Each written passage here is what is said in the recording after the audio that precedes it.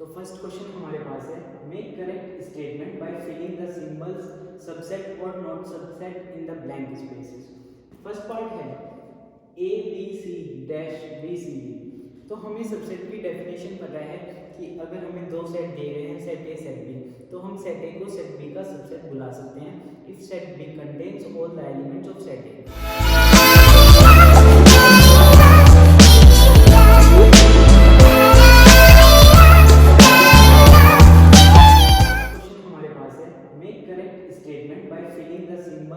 Subset और not subset in the blank spaces. First part है A B C dash B C D. तो हमें subset की definition पता है कि अगर हमें दो सेट दिए गए हैं, सेट ए सेट बी, तो हम सेट ए को सेट बी का सबसेट बुला सकते हैं if set B contains all the elements of set A. First part में देखते हैं, जो एलिमेंट ए है वो इस वाले सेट में नहीं है, तो हम कह सकते हैं this is not subset of this set. Second part है x is that x is student of class 11th of your school। तो हमने क्लास 11th के स्टूडेंट का सेट बना लिया है x such that x is student of your school, और हमने जो अपने स्कूल के सभी बच्चों का एक सेट बना लिया है। तो हम देख रहे हैं कि जो हमारी क्लास के जो स्टूडेंट हैं वो हमारे स्कूल के स्टूडेंट के सेट में आएंगे। हम कह सकते हैं कि जो स्टूडेंट ऑफ क्लास 11th का सेट है वो सब सेट है student of school. Third part है x is that x is triangles in a plane। हमने एक प्लेन में ट्राइंगल्स का सेट बना लिया है dash x is that x is rectangle in the same plane, और उसी प्लेन में रेक्टेंगल्स का भी एक हमने सेट बना लिया है। तो ट्राइंगल्स तो रेक्टेंगल से बिल्कुल भी सिमिलरिटी नहीं रखते। जो सेट ऑफ ट्राइंगल्स होता है वो तो कुछ भी सिमिलरिटी नहीं रखता है सेट ऑफ रेक्टेंगल के साथ। तो हम कह सकते हैं जो सेट ऑफ ट्राइंगल्स हैं वो सबसेट नहीं है सेट ऑफ रेक्टेंगल। पार्ट है x is that x is triangle in a plane। तो हमने एक प्लेन में इक्विलेटरल ट्रायंगल का सेट बना लिया है dash x is that x is triangle in a plane, और उसी प्लेन में हमने ट्रायंगल का भी सेट बना लिया है। तो हमें पता है कि जो ट्रायंगल होते हैं वो तीन टाइप के होते हैं, इक्विलेटरल, आइसोसेलेस, स्केलर। तो इक्विलेटरल ट्रायंगल तो उसका जो ट्रायंगल्स है उसका एक पार्ट हुआ, ठीक है। तो हम कह सकते हैं जो सेट ऑफ इक्विलेटरल ट्रायंगल्स है वो सबसेट है सेट ऑफ। सेकंड क्वेश्चन हमारे पास है examine whether the following statement are true और फॉल्स। तो फर्स्ट पार्ट देखते हैं A B is not subset of B C A. हमें पता है कि सबसेट होने के लिए all the elements of set A are in B, तो ए को हम बी का सबसेट कह सकते हैं। यहाँ पर हम देख रहे हैं ए बी सभी एलिमेंट्स के, मान लो ये सेट ए है तो सभी एलिमेंट्स ए के सेट बी में है, तो ये तो सबसेट हुआ, तो ये फॉल्स है।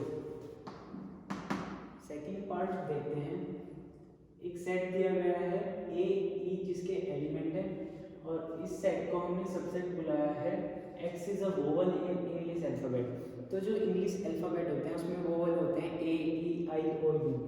ए ई दोनों ही वोवल्स हैं, तो हाँ इस सेट को हम वोवल्स के सेट का सबसेट बुला सकते हैं, तो ये ट्रू है।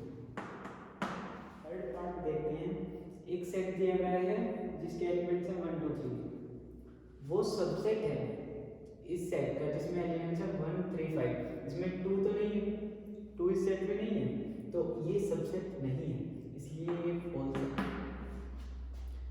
फोर्थ पार्ट है, एक सेट है जिसमें एलिमेंट ए है, वो सबसेट है सेट जिसमें एलिमेंट ए बी सी है, ये बिल्कुल ट्रू है।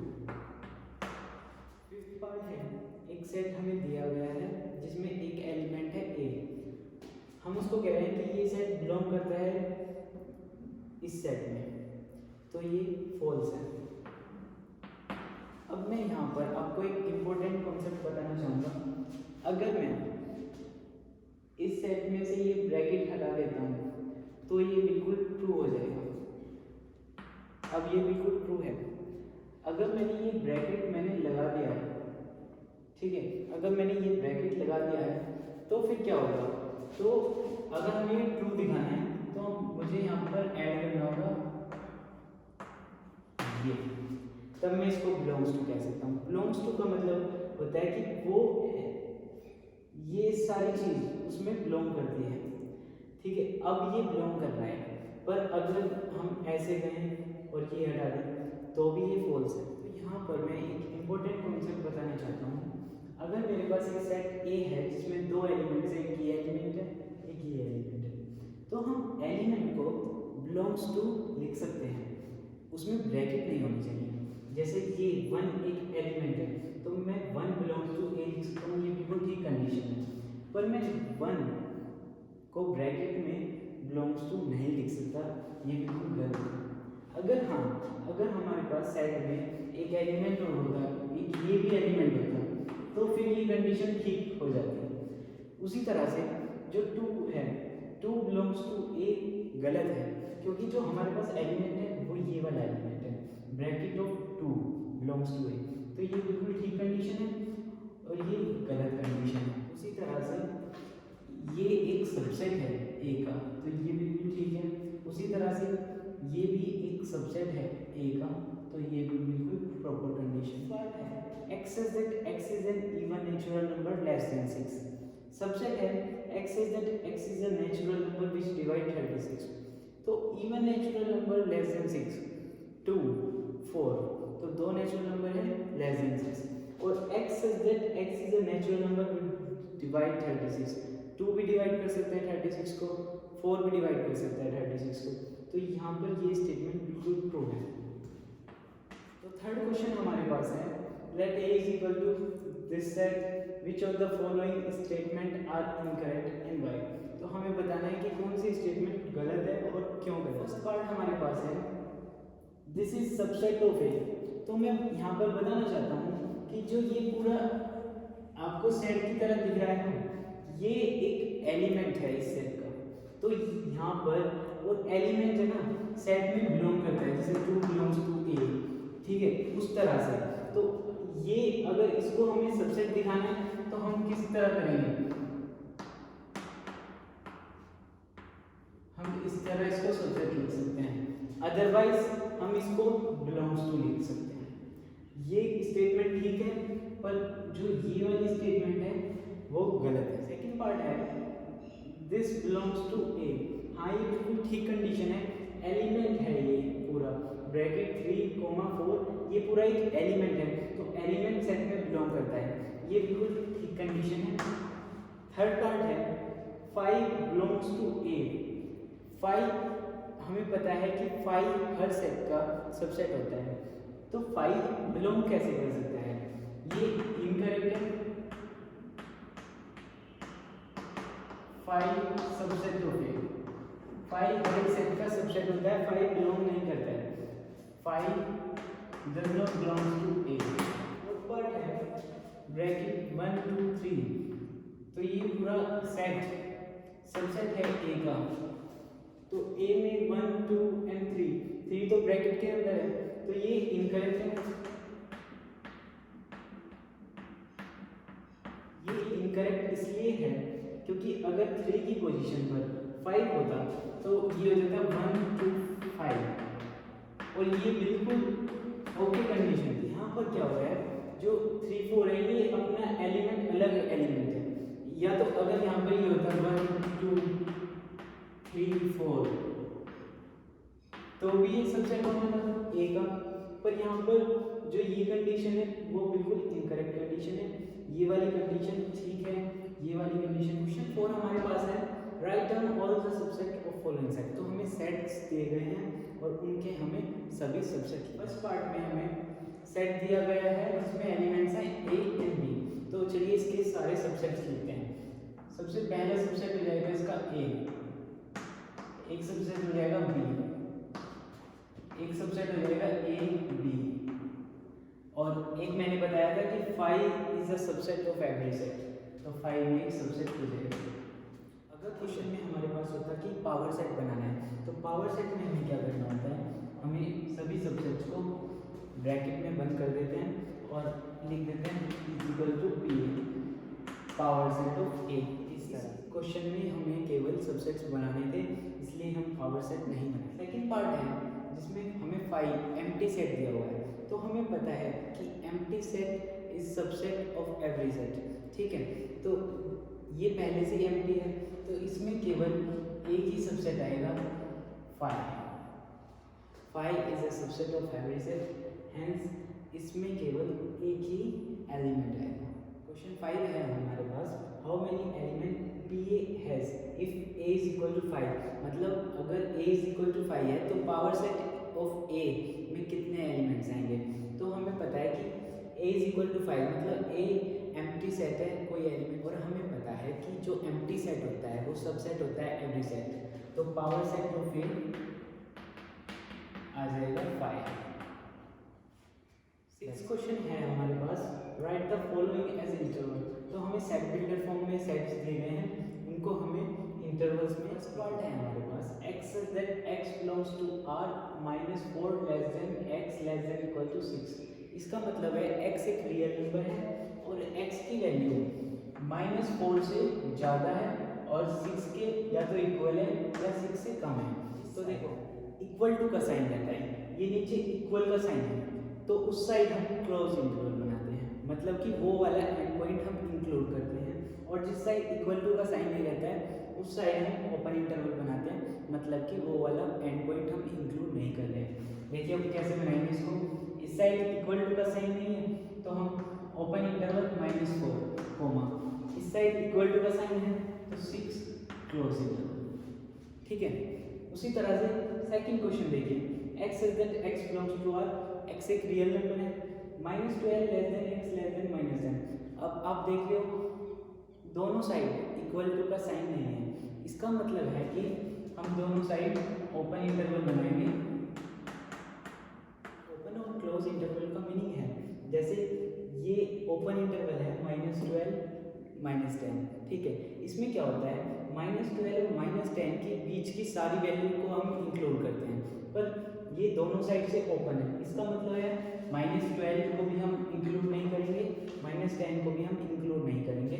-12 पॉइंट उसी तरह से फर्स्ट क्वेश्चन में -4 की साइड से ओपन इंटरवल है और 6 की साइड से क्लोज इंटरवल है, तो हम इस क्वेश्चन में जो 6 है उसको इंक्लूड करेंगे, -4 और 6 के बीच की सारी वैल्यू को इंक्लूड करेंगे, पर ये -4 की साइड से ओपन है इसलिए हम -4 को इंक्लूड नहीं करेंगे। थर्ड पार्ट देखते हैं, x such that x belongs to r, x एक रियल नंबर है, 0 less than equal to x less than 7।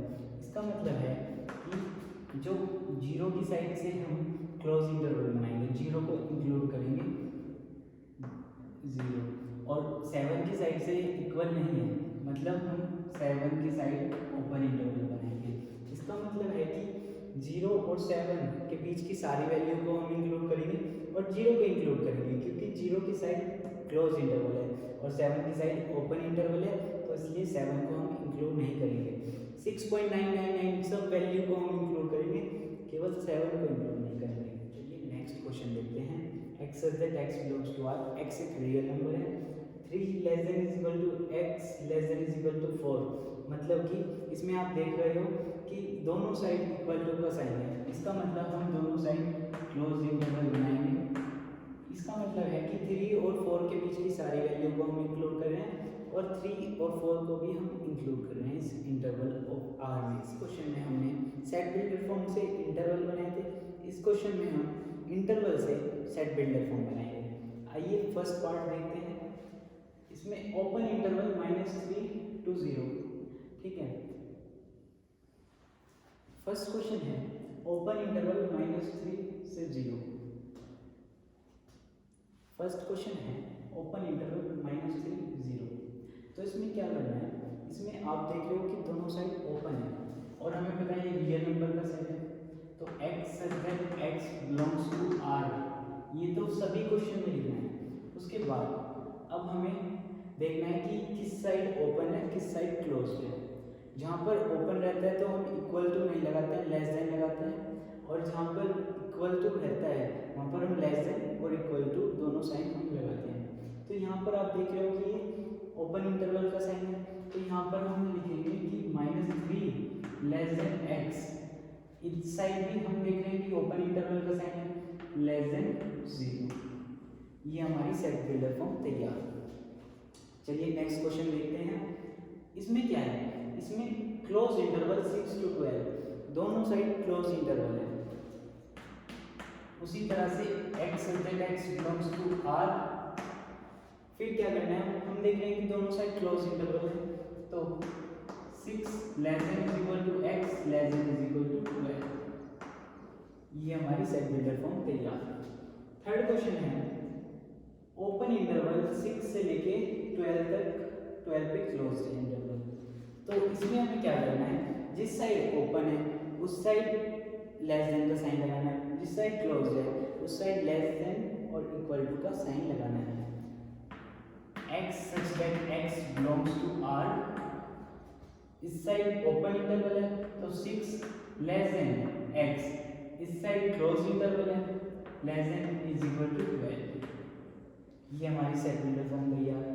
उसी तरह से इस क्वेश्चन में भी ये है -23 to 5, लेफ्ट साइड क्लोज्ड है राइट साइड ओपन है। x such that x belongs to R, -23 की साइड क्लोज है, -23 की साइड क्लोज है तो -23 less than is equal to x less than 5 की साइड ओपन है तो केवल लेस देन का साइन है, लेस देन 5, ये हमारी सेट बिल्डर फॉर्म तैयार। तो 8 क्वेश्चन है हमारे पास, what universal sets would you prefer. हमें दो सेट्स दिए गए हैं, उनके लिए हमें यूनिवर्सल सेट बताने हैं। फर्स्ट पार्ट है the set of right triangles, तो राइट ट्रायंगल्स का एक हमारे पास सेट है, उसके लिए हमें यूनिवर्सल सेट। मैं आपको एक टर्म बताना चाहता हूँ, पॉलीगन। पॉलीगन होता है जिसमें 3 स्ट्रेट लाइन हो या 3 से ज़्यादा स्ट्रेट लाइन हो और वो एक क्लोज फिगर बनाएंगे। जैसे जिसमें 3 स्ट्रेट लाइन होगी वो ट्रायंगल बनाएंगे, जिसमें 4 होंगी वो स्क्वायर बनाएंगे, 5 होंगी पेंटागन, हेक्सागन। हम कह सकते हैं कि the set of right triangles के लिए द सेट ऑफ पॉलीगन एक यूनिवर्सल सेट है। सेकंड पार्ट है the set of isosceles triangles. तो हमारे पास 3 टाइप के ट्रायंगल्स होते हैं, स्केलर, इक्विलैटरल, आइसोसेलेस। तो आइसोसेलेस ट्रायंगल्स एक पार्ट है सेट ऑफ ट्रायंगल्स का। तो हम कह सकते हैं कि the set of isosceles triangles जो है उसके लिए यूनिवर्सल सेट होगा सेट ऑफ ट्रायंगल्स, या हम कह सकते हैं जो सेट ऑफ आइसोसेलेस ट्रायंगल्स है उसके लिए यूनिवर्सल सेट हो जाएगा सेट ऑफ पॉलीगन्स। क्वेश्चन 9 देखते हैं, गिवन सेट ए दिया हुआ है, सेट बी दिया हुआ है, सेट सी दिया हुआ है, which of the following may be considered as universal set for all the 3 sets A, B and C। तो हमें A, B, C 3 सेट दिए गए हैं और उनके लिए हमें सबसे ज़्यादा सुइटेबल यूनिवर्सल सेट चूज करना है। तो एलिमेंट्स देख लेते हैं, सेट ए बी सी में कौन कौन से एलिमेंट्स हैं। सेट ए में 1 3 5 है, ठीक है। सेट बी में 2 4 6 है, ठीक है। सेट सी में 0 2 4 6 8 है, ठीक है। तो एक सेट है हमारे पास 0 1 2 3 4 5 6, पर हम देख रहे हैं कि 8 इसमें नहीं है, तो हमें तो तीनों के लिए बेस्ट सुइटेबल यूनिवर्सल सेट लेना है। तो सेट सी के हिसाब से जो फर्स्ट है वो कंसीडर नहीं किया जाएगा, सेकंड तो 5 है वो तो बिल्कुल भी कंसीडर नहीं किया जाएगा। जो फोर्थ है उसमें 1 2 3 4 5 6 7 8 है, पर जो सेट सी में है वो एक एलिमेंट 0 भी है, इसमें 0 नहीं है। और यूनिवर्सल सेट में तो हर एक एलिमेंट होना चाहिए। उस सेकंड पार्ट देखते हैं, थर्ड पार्ट में 0 1 2 3 4 5 6 7 8 9 10। तो हम देख पा रहे हैं कि सेट ए के सारे एलिमेंट, सेट बी के सारे एलिमेंट, सेट सी के सारे एलिमेंट्स थर्ड पार्ट में है। तो हम कह सकते हैं कि ये जो थर्ड पार्ट है ये यूनिवर्सल सेट